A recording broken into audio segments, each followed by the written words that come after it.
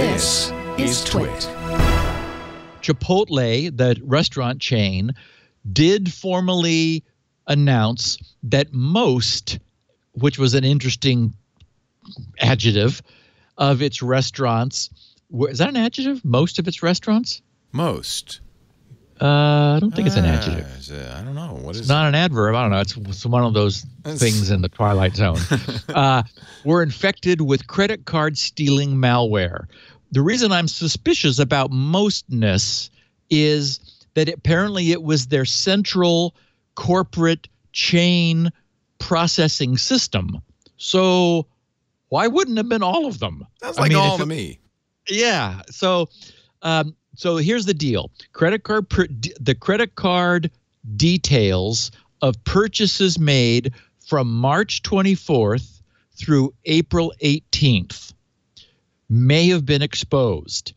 They said most restaurants, but again, since this was a breach of their central charge processing system, it's more likely that all branches were vulnerable. And some PR person put a little spin on the press release finally. Now, as is the case with credit card theft, there's no recourse available to consumers.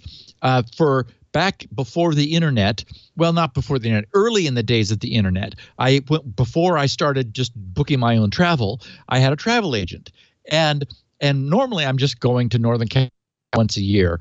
And her name was Judy Supple. And so I'd give her a phone call every year in the, like around Thanksgiving. And she'd say, "Oh, Steve, same credit card?" And I'd say, "No, I lost that last one too. So here's my new number." The point was that this was, predated PayPal, security was worse, and my cards were being compromised constantly because I was out there on the front lines buying things, but we didn't have Amazon to aggregate so many purchases. We didn't have PayPal to aggregate so many purchases. So, much as I was trying not to spread my card number around, it got out. And of course, I'm eating in restaurants too. So I never really knew. I was never able to figure out what the leakage point was. But the point is that, and this is the case for credit card, but not for debit card, consumers are not liable for any charges. So the only thing— That's true for debit now too, by the way. Oh, it is? Yeah. Oh, good. Yeah. So scrutinize your card in the U.S.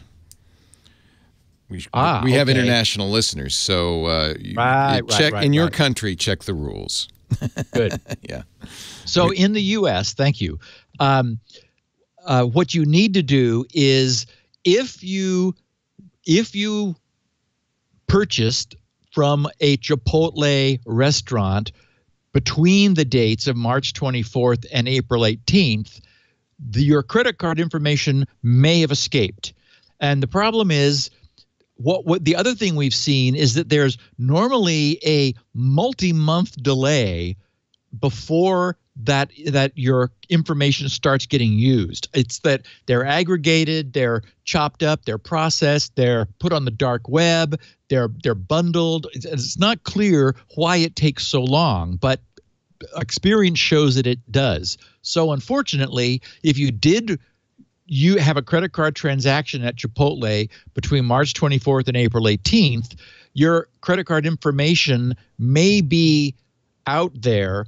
And so unfortunately, there's no end date except the expiration of that card.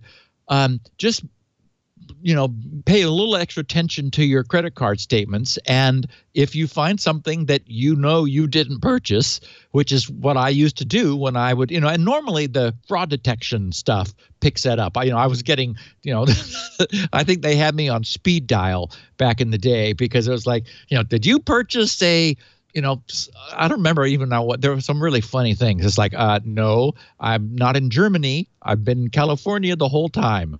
Oh, maybe that's not you. No, I'm sure it's not me. And please take it off of my card. So anyway, so it's up to us to defend ourselves.